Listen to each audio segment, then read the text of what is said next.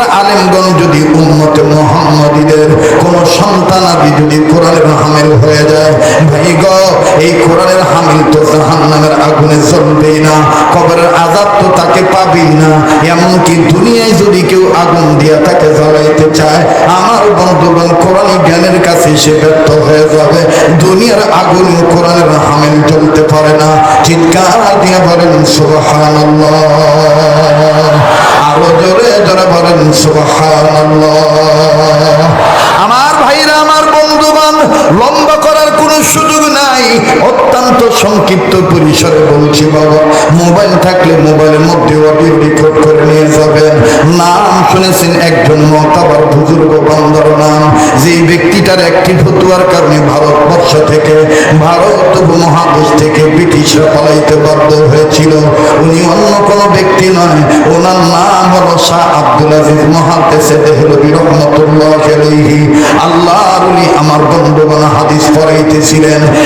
বাবাজি হাদিস পড়াইতেছেন, ধানার ধান সুন্দর করে হাদিসের দর চলতেছে, ক্লাস চলতেছে, তালিম তরবিয়ত চলতেছে। আমার ভাইরা, একদিনের ঘটনা, আল্লাহর বান্দা নবীর উম্মত, নবীর ওয়ারিস শাহ আব্দুল আজিজ মুহাদ্দিস দেহলভী রহমাতুল্লাহ আলাইহি হাদিস পড়াইতেছেন। হঠাৎ করে বাজান রে কানের মধ্যে কেমন জানি কান্নার আওয়াজ আসে। হযরত জি সবক পড়ানো বন্ধ করে দিই, একটু আদ্রভাবে নরম স্বরে বলেন, কে কান্দে? একজন ছাত্র ডাক দিয়ে বলেন, হযরত জি আমাদেরই একজন ছাত্র ভাই বাইরে দাঁড়ায় দাঁড়ায় কান্দে। হযরত বলতেছেন, তাকে ডাকাও, উস আদমি কো বুলাও, উস লড়কা কো বুলাও, ওই ছেলেকে বুলাও, ওই ছেলেকে ডাকো, কেন সে কান্দে? বাদান একটু এদিক সেদিক নজর দিবেন না রে বন্ধু, একটু এদিক সেদিক নজর দিলে বেখেয়াল হয়ে গেলে আলোচনার পয়েন্ট হারিয়ে ফেলবেন।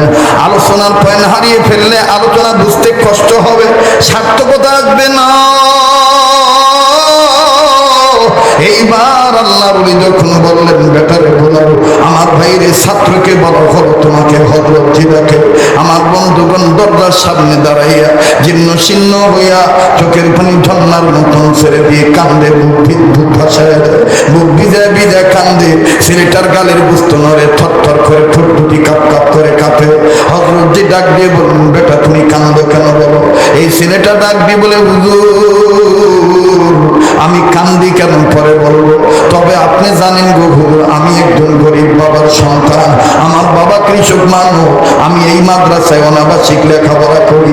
যখনই ক্লাস শেষ হয় তখনই বাবার কৃষিকাজ করার জন্য, বাবার সাথে সহযোগিতা করার জন্য আমি মাদ্রাসা থেকে বাড়িতে যাই।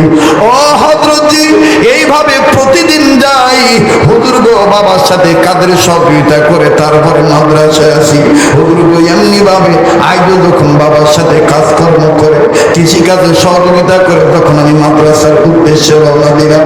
হযরত জি আসতে আমার একটু লেট হয়ে গেল, আমি আপনার সবক শোনা থেকে মাহরুম হয়ে গেল।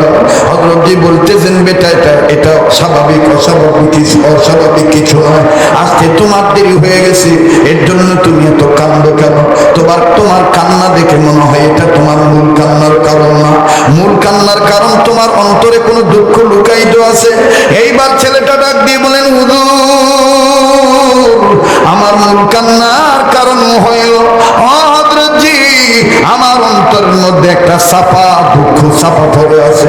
হুজুর এই দুঃখে দুঃখে তুই ব্যথিত হয়ে কান্দি। হযরত শাহ আব্দুল আজিজ মুহাদ্দিস দেহলভী রাহমাতুল্লাহ আলাইহি বললেন, বেটারে দুঃখটা কি তুমি আমারে খুলে বলো, খুব খেয়াল করে শুনবেন, মগজ দিয়ে বুঝবেন, দিলের কান খাড়া করে শোনেন। বাবাজি এই ছাত্র ডাক দিয়ে বললেন, হুজুর গো আমি যখন বাড়ি থেকে মাদ্রাসার উদ্দেশ্যে রওনা দিলাম, প্রতিমধ্যে রাস্তার এক কর্নার দিকে একটা সাদা চুল দাড়ি সাদা, চুলও সাদা, এই সাদা দাড়ি সাদা চুল লইয়া একজন বৃদ্ধ মানুষ, গরিব মানুষ, বুড়া মানুষ কাকুতি মিনতি করে আল্লাহর কাছে হাত তুলে কান্দে, চোখের পানি দিয়া দাড়ি ভিজায় দেয়, আর ডেকে ডেকে বলে, আল্লাহ আমার সামনে যেন কেউ কোরআনের গায়ে আগুন লাগাইতে না পারে, আল্লাহ কেউ যেন কোরআনকে অপমান না করতে পারে। আল্লাহ আল্লাহ আমাদের আত্মার বিধান হলো কোরআনুল কারীম গো আল্লাহ। ও আল্লাহ এই কোরআনের গায়ে কেউ যেন আগুন লাগাইতে না পারে, কোরআনকে কেউ যেন সম্মান না করতে পারে। আল্লাহ যেখানে কোরআনের শিক্ষা গ্রহণ করলে জাহান্নামের আগুন লাগবে না।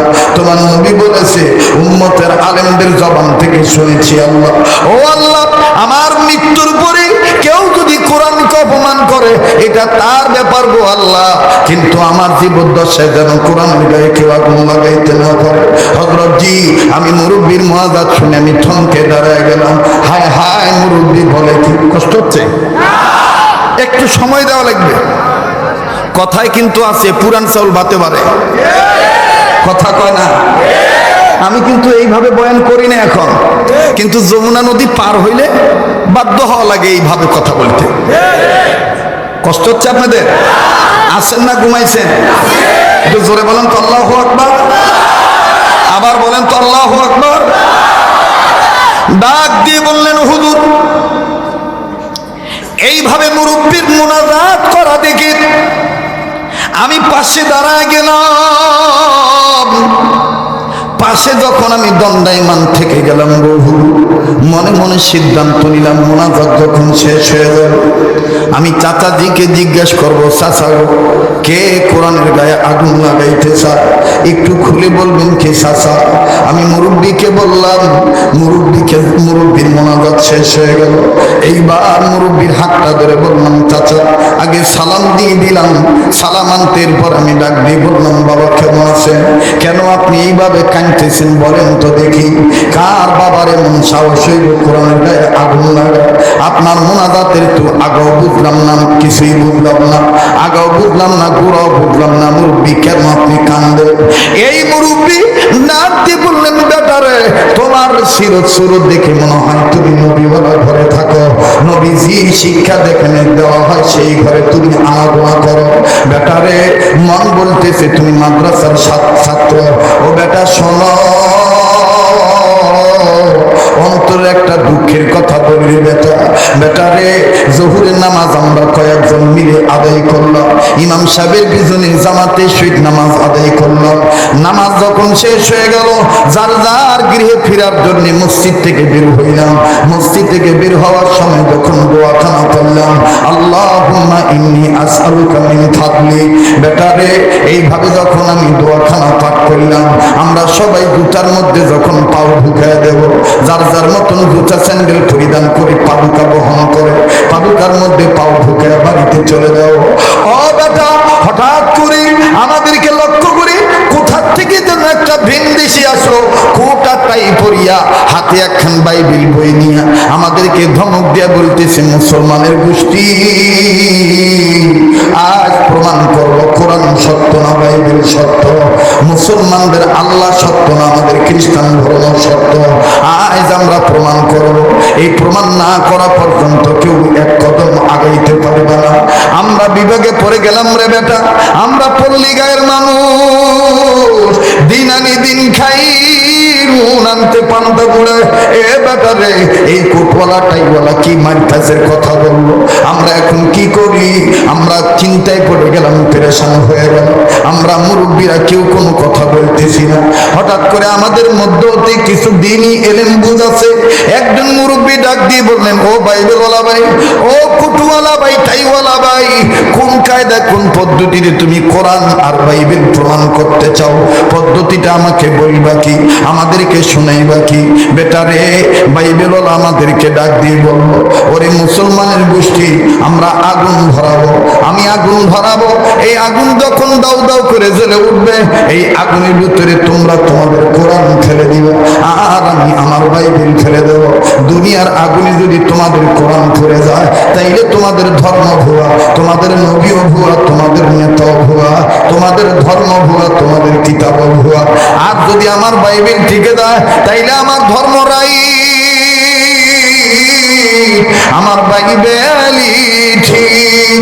এইরকম যখন জানাইল, ও বেটা, আমরা বিভাগে পড়ে গেলাম, আমরা কোনো জবাব দিলাম না। আমি আস্তে করে আমার নিজের ঈমান বাঁচানোর জন্য আমি আস্তে করে ওখান থেকে সরে আসলাম, জানি কোনো ফিতনা না হয়। বেটারে, কিন্তু কিছু মুসলমানদেরকে এই দালালের গোষ্ঠীরা, এই বাইবেলওয়ালা খ্রিস্টান ব্যক্তি, এদেরকে পাকড়াও করে রেখেছে। বারবার বলতেছে, আগুন ধরাও, কোরআন ফেলে দাও, আমি বাইবেল ফেলে দেবো, যদি না মানো তাইলে ইমান ছেড়ে দাও, ইসলাম ছেড়ে দাও। বেটারা আমি এই জন্যে কান্দি। এই তলবিলেন ডাক দিয়ে বলেন, হযরতজি আমি ওই মুরব্বীর কান্না দেখে কান্দি। আহারে, আমাদের গ্রামের প্রত্যন্ত অঞ্চলে সরল মনা মানবদের ইমান এইভাবে মুসলমানদের ইমান ধ্বংস হয়ে যাচ্ছে। বাজান মনে কষ্ট নিবেন না, বি কেয়ারফুল এলার্ট পারসন হওয়ার জন্য বলছি, সচেতনতা ফিরিয়ে আনার জন্য বলছি। এই বাংলার জমিনে যান, আপনি রংপুর বিভাগে চলে যান, পঞ্চগড় ডিস্ট্রিক্টে তেঁতুলিয়া, আবার এই সিরাজগঞ্জ জেলার চর অঞ্চলে যান, কাজীপুর একটা সাইড, আমার বন্ধুগণ বগুড়া জেলার আমার ভাইরা, আমার বাবাজিরা, ধুনো, এরপরে গাবতলী, এরপরে সোনাতলা, আরো দুটো চর অঞ্চল আছে। এই চর অঞ্চলের দিকে খবর নিয়ে দেখবেন বাবা, এক ধরনের খ্রিস্টানের দল যারা, এরা সরল মনা গরিব মুসলমানদের ইমান নষ্ট করার জন্য টাকার বিনিময়ে তারা তাদেরকে কেউ কাদিয়ানি বানাইতেছে, কেউ আবার মুশরিক, কেউ আবার কাফের বানাইতেছে। ফাযকুরুনি আযকুরকুম। আল্লাহ বলেন তোমরা আমাকে ডাকো, আমিও তোমাদেরকে স্মরণ করব। এখানে মুফাসসিরিন কেরামগণ লেখেন, বান্দা আল্লাহকে স্মরণ করবে জিকির করার মাধ্যমে, আর আল্লাহ পাক বান্দাদেরকে স্মরণ করবে প্রতিদান দেওয়ার মাধ্যমে, সওয়াব দেওয়ার মাধ্যমে। সুবহানাল্লাহ।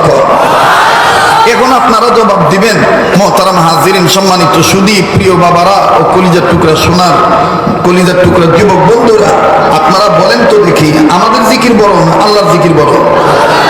বান্দার জিকির বড় না আল্লাহর জিকির বড়? ওয়ালা যিকরুল্লাহি আকবার, ওয়ালা যিকরুল্লাহি আকবার। এটা কার কথা? কার কথা? আল্লাহ বলেন আমার জিকির বড়। দেখেন, সুবহানাল্লাহি ওয়া বিহামদিহি সুবহানাল্লাহিল আযীম।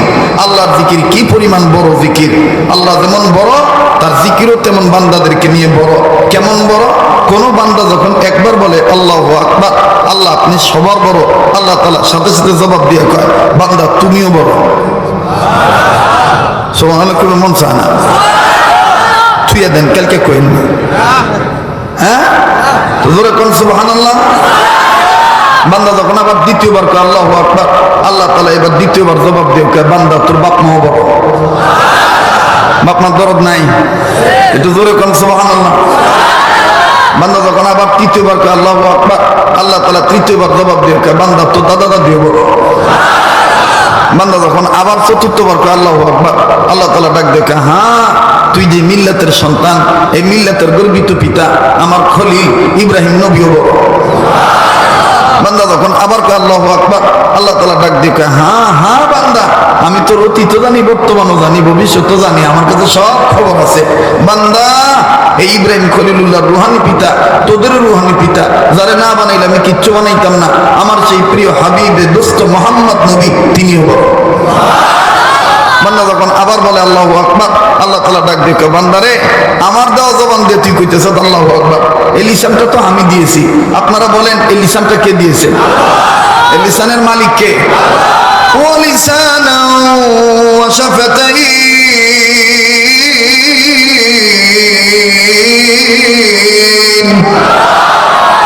এই লিসানটা দিয়েছেন কে? দেখার জন্য দর্শন শক্তি হিসেবে চোখ দিয়েছেন কে? আলাম নাজআল লাহু আইনাইন।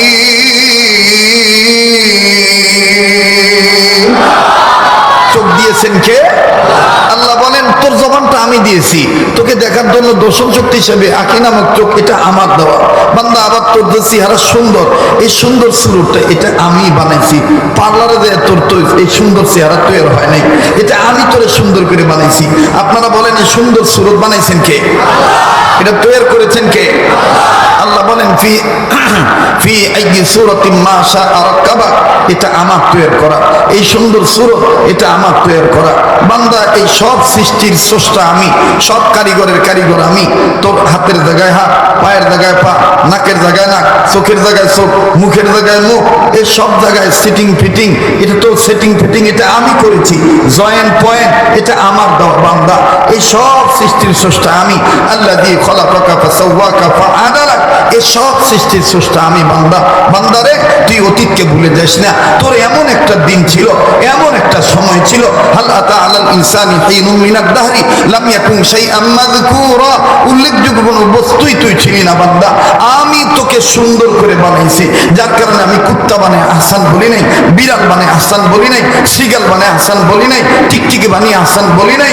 আমি গরু, ছাগল, বকরি, ভেড়া, উট, দুম্বা, কীট পতঙ্গ বানিয়ে আহসান বলি নাই। তুই ইনসানকে বানিয়ে আমি রব আহসান বলেছি। আমি আল্লাহ তাআলা তুই ইনসানকে তৈরি করার ক্ষেত্রে আহসান শব্দ ইউজ করেছি। আল্লাহ বলেন লাকাদ খালাকনাল ইনসানা ফি আহসানি তাকওয়িম, আমি রব্বে কারীম তোকে সুন্দর করে, সুসমণ্ডিত করে, সুশ্রী করে, ওয়ান্ডারফুল করে, বিউটিফুল করে, সুপার করে, দারুণ করে, অত্যন্ত সুন্দর করে, নিরঙ্কুশ ভাবে আমি আল্লাহ তোমাকে বানাইলাম। কিন্তু বান্দা আফসোস, বানাইলাম আমি, তৈরি করলাম আমি, গাদ্দারি করা আমার সাথে।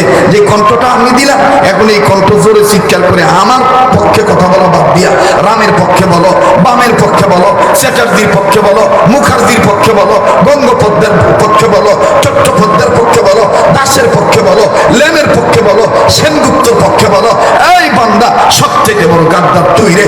ইন্নাল ইনসানা লিরাব্বিহি লাকানুদ, সবচেয়ে বড় নিমক হারাম তুই। ইয়া আইয়ুহাল ইনসানু মা গাররাকা বিরাব্বিকাল কারীম, এই ইনসান আমি রবের পথ ভোলা তোকে কিসে করে দিল রে? আমি রব জানি তুই গুনাহগার, আমি আল্লাহ গফফার হয়ে তোকে ডাক দিলাম, আয় বান্দা ফাফিরু ইলাল্লাহ, আয় বান্দা তুই আমার দিকে ফিরে আয়। সাবিকু ইলা মাগফিরাতিন মির রাব্বিকুম, দৌড় মার বান্দা, আমি রবের কাছ থেকে গুনাহ মাফের জন্য প্রতিযোগিতার মাধ্যমে দৌড়াও। বান্দা তুমি আমার দিকে আসো। আর্জেন্টিনা, ব্রাজিলের এই সমস্ত ইহুদি, নাসারা, খ্রিস্টানদের তৈরি করা এই বল দলের পক্ষে তুমি তোমার বল প্রয়োগ করে ঈমান হারা হয়েও না।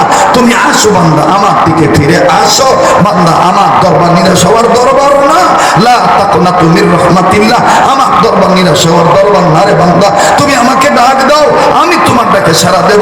উদউনি আস্তাজিব লাকুম, আমি তোমার ডাকে সাড়া দেব। তোমার কিছু চাও পাওয়া থাকলে আমার কাছে চাও। পীরের পায়ে সেজদা দিয়া ঈমান আমল নষ্ট করিও না। আমার তৈরি করা খামিরার মধ্যে জাহান্নামের আগুন লাগাইও না বান্দা। তুমি আমার কাছে চাও, আমি তোমার সকল চাও পাওয়া মিটিয়ে দেব। ওয়াইজা সালাকা ইবাদি আন্নী ফাইন্নী করিব, আমি তোমার চাও পাওয়া মিটিয়ে দেব। বান্দা তুমি ভাবতে পারো, তুমি বলতে পারো, আয় আমার রব, আয় রব্বে কাবা, আয় রব্বুল আলামিন, আমি যার কাছে দুনিয়াতে যদি ঠেকায় পড়ে যাই, আমি যদি কোনো কিছু আমার হাওলাত লাগে, কর্জ লাগে, আমি যার কাছে চাই সে তো আমার পাশেই থাকে। আল্লাহ তুমি কি আমার কাছে আছো? আল্লাহ বলে বান্দা আমি তোরে এত সুন্দর করে বানাইলাম, আমি তোর কাছ থেকে দূরে থাকার জন্য নয় রে বান্দা। আমি তোর এতটা কাছে, তোর মাও তোর এত কাছে নেই, তোর বাবাও তোর এত কাছে নেই, তোর ভাইও তোর এত কাছে নেই, আত্মীয় স্বজন এত কাছে নেই। আমি মালিক তোর যতটা কাছে, নাহনু আকরাবু ইলাইহি মিন হাবলিল ওয়ারিদ, আমি রব্বে কারীম তুই গোলামের ঘাড়ের রগের চাইতেও নিকটে। বান্দা তুই আমাকে ডাক দে, আমি তোকে তোর ডাকে সারা দিয়ে তোকে মাফ করে দেব। মুহতারাম হাজিরিন, এই গভীর রজনীতে কে কোথা থেকে এসেছেন আমার জানা নাই, কার কি গুনাহ আছে আমার তাও জানা নাই। যদি বিশ্বাস করে থাকেন এই লিসানের মালিক আল্লাহ, এই জবানের মালিক আল্লাহ, তাহলে আল্লাহর দেওয়া জবান নিয়ে উম্মতের আলেমদের মজমায় বসে, বেহেশতের বাগানে বসে, এই দামি এদারায় বসে, এই জামিয়ার মাঠ প্রাঙ্গণে বসে চুপ করে বসে থাকার কোনো দরকার নাই। গুনাহ মাফের জন্য চিৎকার দিয়ে একবার বলেন না আল্লাহু আকবার। আমার বন্ধুগণ বলেন এই লিসানটার মালিক কে? এই জবানটার মালিক কে? আল্লাহ বলেন বান্দা তুই আমার দেওয়া জবান দিয়ে বলতেছিস আমি বড়, যা আমি আল্লাহ বললাম তুই ছোট, তোর গুনাহগুলি আমার কাছে ছোট, আমি তোর সব গুনাহ খাতা মাফ করে দিয়া আমি তোরে বড় জান্নাতটা দিয়ে দিলাম। তাহলে মুহতারাম হাজিরিন, জিকির কার বড়? ওয়ালা যিকরুল্লাহি আকবার, ওয়ালা যিকরুল্লাহি আকবার। পড়েন না ওয়ালা যিকরুল্লাহি আকবার। কার জিকির বড়? কার জিকির বড়? তাহলে আপনাদের মনে আছে কিনা জানি না, সেই কোরআন থেকে আমি সূরাতুত তাহরিমের 6 নম্বর আয়াতের প্রথম অংশ বিশেষ তেলাওয়াত করেছি। আল্লাহ পাক বলেন, ও ঈমানওয়ালা বান্দা বান্দীগণ, তোমরা নিজেরা জাহান্নামের আগুন থেকে বাঁচাও, নিজেদের অধীনে যারা আছে তাদেরকেও জাহান্নামের আগুন থেকে বাঁচাও। বুঝে থাকলে বলেন, জাহান্নামের আগুন থেকে ঈমানের সহিত নিজেদের বাঁচতে হবে, অপরকে বাঁচাইতে হবে, নির্দেশ কার? আল্লাহ নামটা আরো ধরে নেন, বলেন নির্দেশ কার? উম্মতের আলেমগণ লেখেন, উম্মতের আলেমগণ বলেন, উম্মতে মুহাম্মদীদের জাহান্নাম থেকে বাঁচার মাধ্যম হলো মাদ্রাসা শিক্ষা ব্যবস্থা প্রতিষ্ঠা করা। মাদ্রাসা শিক্ষা ব্যবস্থা প্রতিষ্ঠা করা। আমাদের বাংলাদেশে একজন বুজুর্গ ছিলেন, নাম তার ছিল আমিরুল ওয়াক্ত মুহাম্মদুল্লাহ হাফিজ হুজুর রহমতুল্লাহি আলাইহি। এখানে যারা প্রবীণ মুরব্বীরা আছেন ওনারা জানেন, হযরত একবার নির্বাচন করেছিলেন বটগাছ মার্কা নিয়ে। কি মার্কা নিয়ে? বটগাছ মার্কা নিয়ে নির্বাচন করেছিলেন। তো সাংবাদিকরা প্রশ্ন করলেন, হযরত আপনি যদি প্রেসিডেন্ট হয়েই যান, যদি আপনি পাশ করেন তাহলে আপনি কি করবেন? সাংবাদিকরা মনে করছে যে হুজুর জবাব দিব আলুর দাম কমামো, তেলের দাম কমামো, চাউলের দাম কমামো, কম্বল যা চুরি হয়েছে ওইগুলা ফেরত আনবো, এগুলোই করবো। কিন্তু হুজুর ফট করে সাংবাদিকদের প্রশ্নের উত্তরে জবাব দিছে, আল্লাহ পাক যদি আমাকে প্রেসিডেন্ট বানায় তাহলে 68,000 গ্রামে 68,000 মক্তব বানাবো। 68,000 গ্রামে 68,000 মক্তব বানাবো। তার মানে হযরতের দিলের মধ্যে এই আয়াত বদ্ধমূল। হযরত এই আয়াতের উপর আমল করেন। কোন আয়াত? ইয়া আইয়ুহাল্লাযীনা আমানু কু আনফুসাকুম ওয়া আহলিকুম নারা।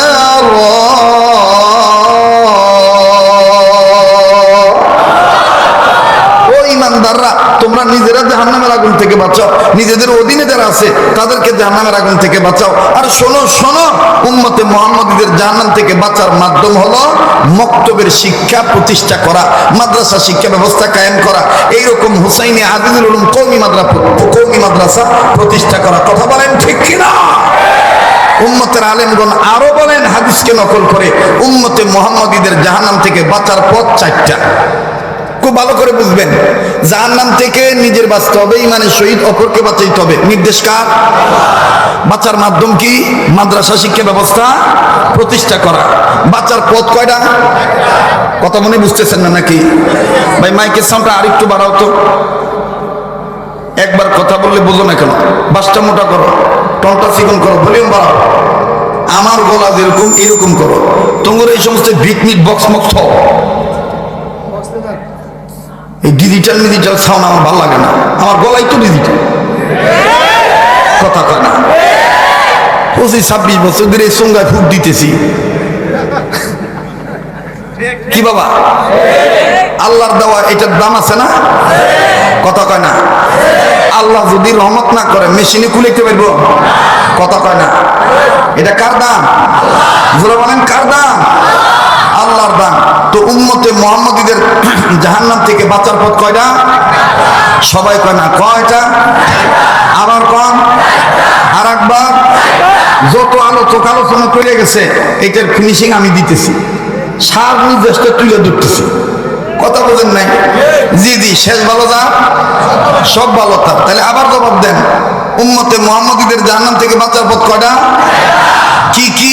নাম্বার 1 আলেম হওয়া। নাম্বার 1 কথা কয় না। নাম্বার 1। নাম্বার 2 আলেমের ছাত্র হওয়া। নাম্বার 2। নাম্বার 3 আলেমের কথা শোনা। নাম্বার 3। নাম্বার 4 আলেমকে মহব্বত করা। নাম্বার 4। মাশাআল্লাহ, আলহামদুলিল্লাহ, সুম্মা আলহামদুলিল্লাহ। মোটামুটি আমরা যারা এখানে এসেছি আমরা সবাই এই 4 পথের প্রতীক। কেউ আলেম হয়ে বইছে উপরে, কেউ আলেমের ছাত্র হয়ে নিচে বইছে, আবার কেউ আলেম ওলামার কথা শুনতেছে দরদ নিয়ে, আবার কেউ অন্তরাত্মায় আলেম ওলামার মহব্বত নিয়ে শেষ পর্যন্ত থাকার নিয়ত করছে। কথা কম ঠিক কিনা? তাহলে আবার মুখস্থ হচ্ছে কিন্তু একটু টেস্ট করি। বলেন তো দেখি, উম্মতে মুহাম্মদীদের জান্নাত থেকে বাঁচার পথ কয়টা? Number 1, number 2, number 3। না, এই সেরাটা তো বড় জ্বালাইতেছে। তুই গুটাগুটি করতেছিস কে? আমি তো কই নেই চিকুন করবা। অজু করছস না? মনে হতো না। ওয়াজ মাহফিলে মাইক ধরে আসস, পেশাব করে মনে পানিও নেস না।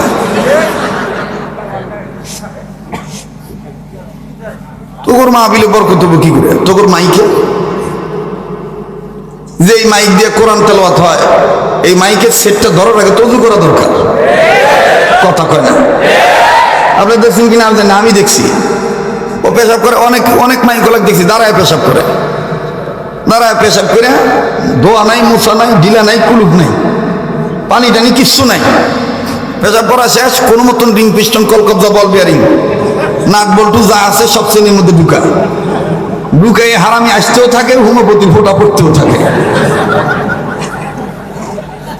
আমি হাসির খোরাক দেই নাই, যেটা সত্য সেটাই বললাম।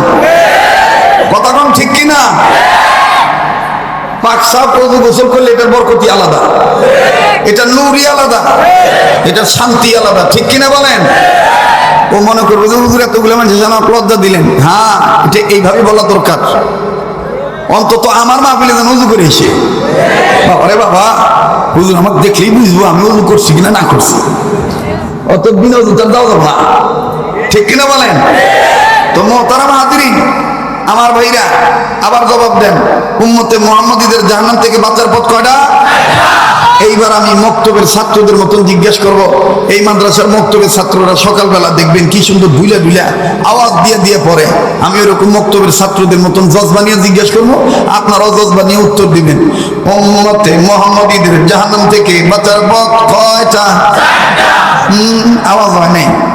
উম্মতে মুহাম্মাদীদের জাহান্নাম থেকে বাঁচার পথ কয়টা? মাশাআল্লাহ। নাম্বার 1, আলেম হওয়া। এরকম না, এরকম করলে তো খালি মাইরি খাইবেন। জজবানিয়া কইতে হইব আলেম হওয়া।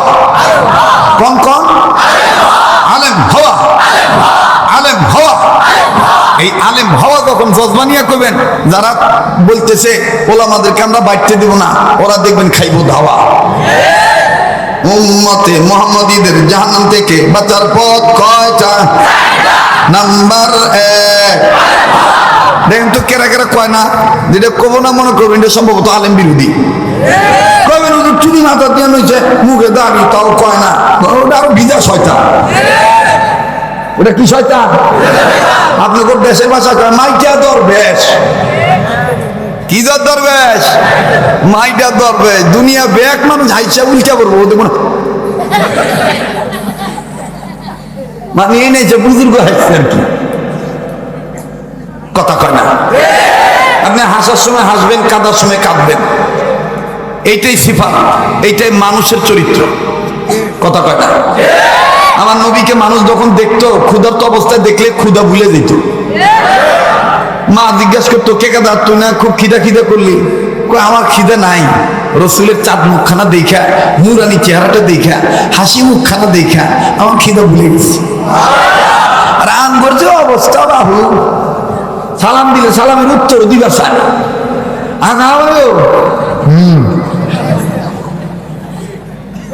কথা কস না গায় ও বাবা দে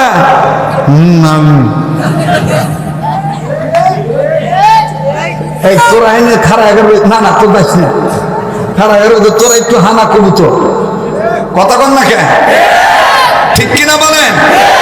হাসি মুখে থাকবেন, বাড়ি যাবেন বউর সাথে মুখ গুমটা করে থাকবেন না, ঢোকার আগে সালাম মারবেন, এরপর বউকে এবি জিজ্ঞেস করবেন কেমন আছো,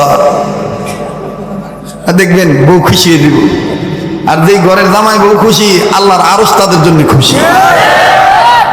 মহিলারাও আর শুনতেছে না, আছে না গেছে গা। মহিলা গোদরে মারবেন না, বেশি বেশি আদর করবেন। আপনার তো ব্যবসায়ী মানুষ, অনেক সময় সাপ্তাহিক হাটে যান, বাজারে যাওয়ার আগে জিজ্ঞেস করবেন গেদার মাও কিছু আনবো না, যে সেরে তখন আবার একটা আলগা পাম দিয়ে ফোন দিবেন, ফোন দিয়ে গেবেন নাসিমা কইলাম কিছু আনবো কিনা, তো কইলে না, এখন কও কি আনবো, আপনি আনেন আর না আনেন, এই যে একটা পাম যে দিলেন, আপনি হাটের থেকে বাড়িতে আসার আগে দেখবেন আপনার নাসিমা পুরা গ্রাম বইরা ঢোল দিব আর কব যে জামাই আমার একখান গো, স্বামী আমার একখান গো। বাজারে গেলে আমার লিগে পাগল হয়ে যায়, আর কিছু আনুক আর না আনুক, আমার লিগে কি আনবো, দিশা পানা, কতক্ষণ ঠিক কিনা? মহিলারা যে খুশি হয়েছে, বিশ্বাস না করলে যে এনে মহিলারা বসে যায়, দেখেন গা এক মহিলা আর এক মহিলার দাগ কাটতে করতেছে, ও ভালো রে, হুজুরটা তো সাংঘাতিক ভালো। হ্যাঁ, এর নাম ইসলাম। এর নাম কি? এর নাম কি? আফসোস আজকে আমাদের সমাজে স্বামী স্ত্রীর সম্পর্ক হয়েছে দা কুড়াল। সাপ বেজি। এই জন্য আমাদের ছেলে মেয়ে ভালো হয় না, ঠিক কিনা বলেন? আল্লাহ পাক আমাদের পারিবারিক ক্ষেত্রে ইসলাম মানার তৌফিক দান করেন, কোরআন সুন্নাহ মোতাবেক দাম্পত্য জীবন গঠন করার তৌফিক দান করেন। আবার বলেন আমিন। মুহতারাম হাজিরিন, তো যেই কথা বলতেছিলাম একটু জবান খুলে উত্তর দিবেন। উম্মতে মুহাম্মাদীদের জাহান্নাম থেকে বাঁচার পথ কয়টা? মাশাআল্লাহ, আমার দিল করতেছে আজকের মাহফিল কবুল হয়ে যাবে। এখানে কে জানি আল্লাহ হয়ে বসে রয়েছে, আল্লাহ পাক তার উসিলায় আল্লাহ পাক আমাদেরকে কবুল করবেন, ঠিক কিনা বলেন? উম্মতে মুহাম্মাদীদের জাহান্নাম থেকে বাঁচার পথ কয়টা? নাম্বার 1, নাম্বার 2 আলেমের ছাত্র হওয়া, নাম্বার 2, নাম্বার 3 আলেমের কথা শোনা, নাম্বার 3, নাম্বার 4 আলেমকে মহব্বত করা, নাম্বার 4। এই 4 পথের প্রতীক হবে যারা, কবরে হাসরে মিজানে সিরাতে খাবে না ধরা, ঠিক কিনা বলেন? আমি কি বানায় কথা কইতেছি? এগুলো একদম খাঁটি ওয়াজ। এই ওয়াজগুলোরই এখন দরকার। এই ওয়াজগুলো যদি সমাজে বাস্তবায়ন করতে পারেন, আলেম ওলামার পক্ষে থাকতে পারেন, হক্কানি আলেমদের পক্ষে থাকতে পারেন, আল্লাহর কসম করে বলি কোন তাগুত গোষ্ঠীর শক্তি নাই কোন আলেমকে গৃহবন্দী করে, নজরবন্দি করে, কারাবন্দি করে, জুলুম নির্যাতন চালায়, নিপীড়ন অত্যাচার চালায়। কখনোই কোন তাগুত গোষ্ঠীর কলিজার সাহস হবে না যদি আমরা উম্মতে মুহাম্মাদীগণ সকল সেক্টরে উলামায়ে কেরামের পক্ষে থাকি। কথা বলেন ঠিক কিনা? আমরা আলেম ওলামার পক্ষে না বিপক্ষে? সেই আলেম তৈরি হওয়ার কারখানা হলো এই সমস্ত মাদ্রাসা। তাতে আপনারা খুশি না বেজার? আমার বন্ধুগণ, আলেমের ছাত্র হইলে দুনিয়া জাহান্নামের আগুন তো আছেই, জাহান্নামের আগুন আপনাকে ধরবে না, আবার দুনিয়ার আগুন আপনাকে জ্বালাইতে পারবে না। আসেন তার বাস্তব একটা বয়ান আমি আপনাদেরকে শুনাই। ইতিপূর্বে হয়তো বা কোনো জায়গায় শুনেছেন, খুব খেয়াল করে কথাগুলি শুনবেন। দুনিয়ার আগুনও কোরআনের হামেলের গায়ে লাগতে পারে। আমার ভাইরা, আমার বন্ধুগণ, কোন দিকে কোনো নজর নাই। এ বাবাজি, খুব খেয়াল করে কথাগুলি শোনা চাই। বাজানদের জীবনের শেষ বয়ান করে মনে করে বয়ান করছি। জিন্দেগিতে বাজান আল্লাহ আসতে পারে, একটু পরে হায়াত নামক বাতি নিভে যেতে পারে। কারণ 3টি কথা আমার আপনার সবসময় স্মরণ রাখা দরকার। নাম্বার 1 হলো হায়াত আমার সীমিত, নাম্বার 2 হলো রিজিক আমার জন্য নির্ধারিত, নাম্বার 3 হলো মরণ আমার জন্য অবধারিত। বাবাজি,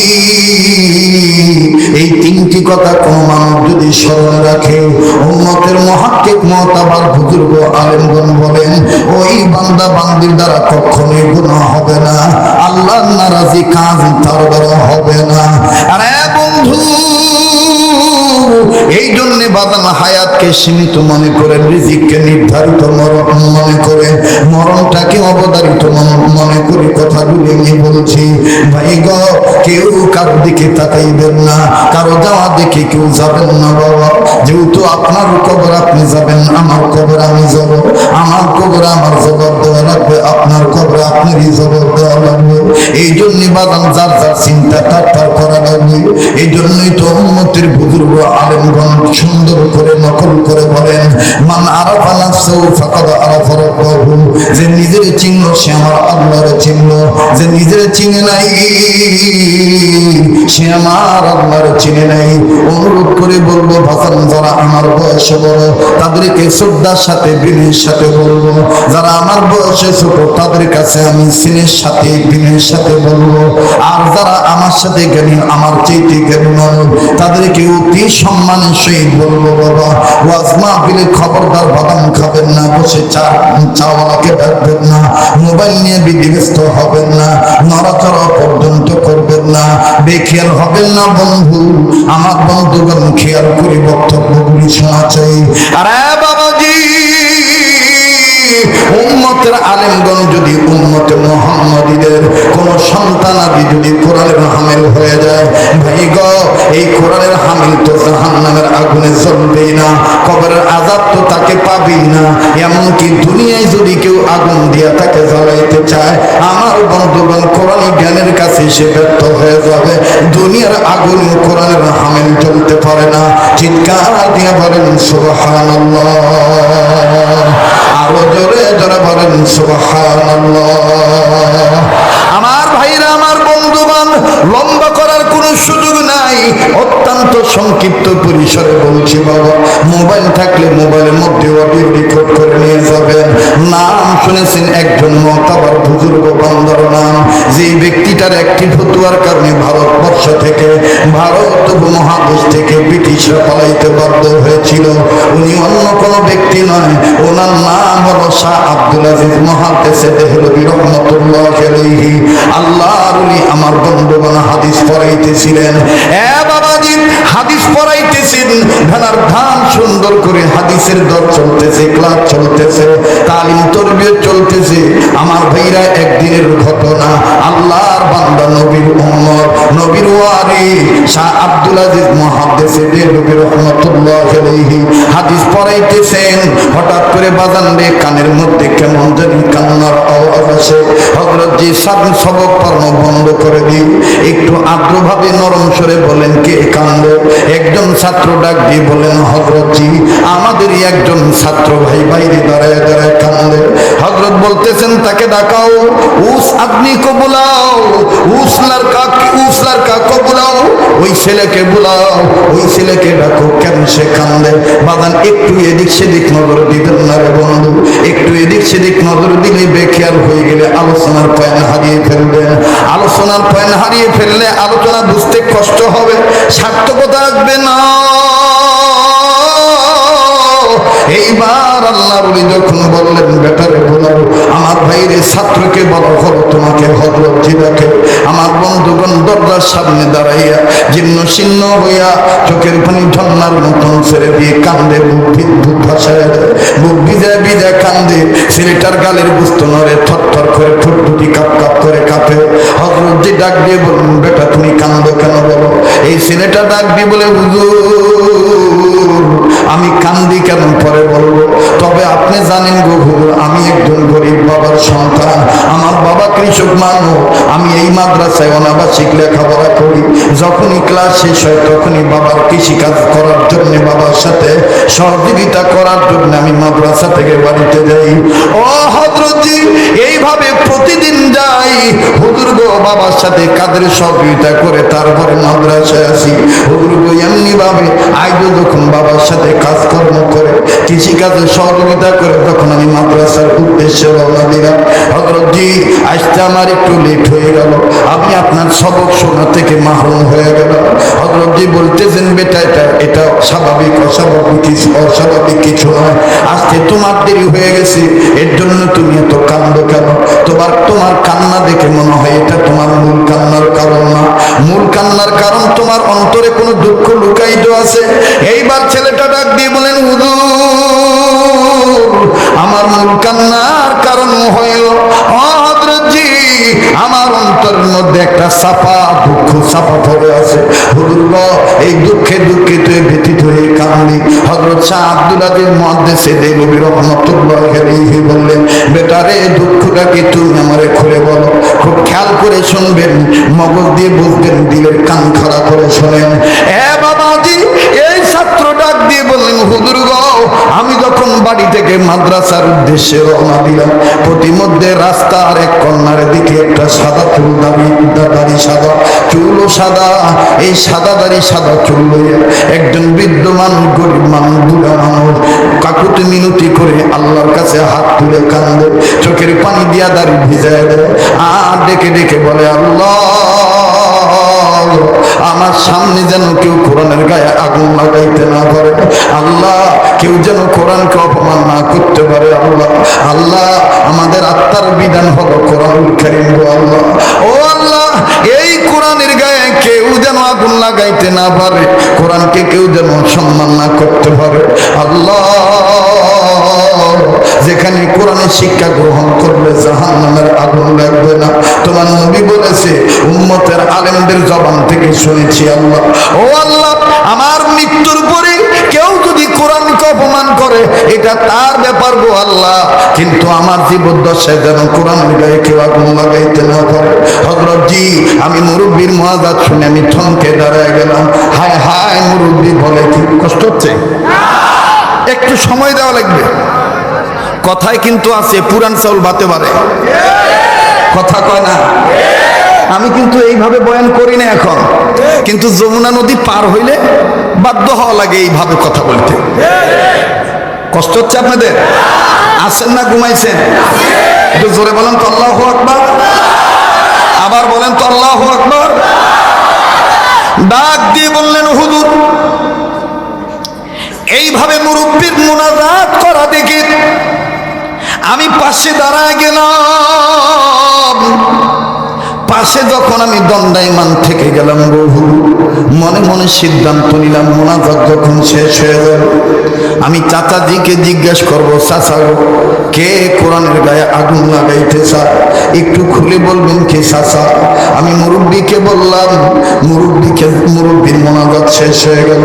এইবার মুরব্বীর হাতটা ধরে বললাম, চাচা আগে সালাম দিয়ে দিলাম। সালাম আনতের পর আমি ডাক দিয়ে বললাম, বাবা কেমন আছেন? কেন আপনি এইভাবে কাঁদতেছেন বলেন তো দেখি?